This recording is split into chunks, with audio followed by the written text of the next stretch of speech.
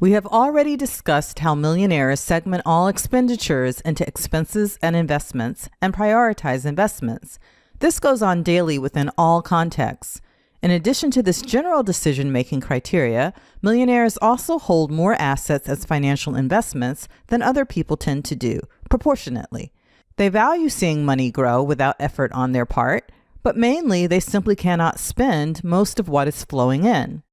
Enter the world of stocks, bonds, forex, and similar financial products. In most cases, millionaires are investing in stocks, either by buying and selling them directly with their own money or by using margin accounts to either buy on margin or short sell stocks they don't even own. As you learned in the previous lecture, millionaires are quite adept at using other people's money to multiply their gains beyond what their liquid assets alone would allow them to achieve. Though there is also more risk if they bet wrong, the tremendous upside of margin trading makes it very attractive to people working with capital they can afford to lose.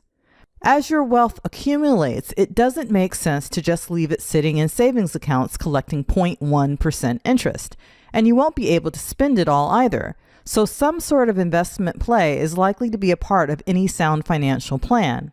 If the idea of learning this industry and then spending your days watching the markets appeals to you, then go for it. More likely, though, you should consider financial asset investing as an important part of your overall financial plan that you will outsource to a professional to manage for you. I always tell my friends, if you want to make money investing in financial instruments, then just ask me for my advice, then do the opposite. I promise you, you will do quite well.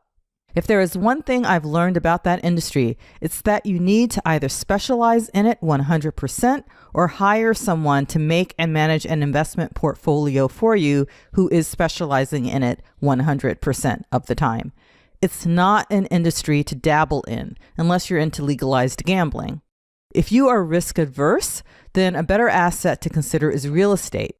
If you need to be more liquid than real estate allows you to be, since you can't decide to sell a house today and have the money from the sale tomorrow, the way you can with assets that have a financial market, then you can invest in real estate through REITs.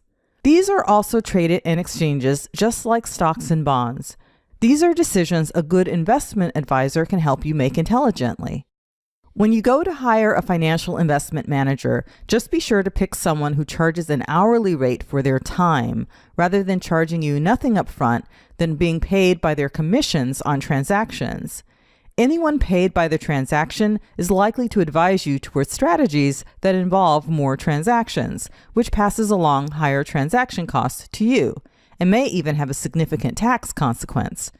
The volume of transaction fees can be the difference between a net profit and a net loss on a given investment, so keeping transaction fees low should be one of your top priorities. You want a more buy and hold sort of an advisor. Remember, you aren't using financial assets as a way of creating your wealth, but merely maintaining it across time. So you don't need high-risk, high-reward plays. Find a financial advisor who has the same wealth preservation values as you.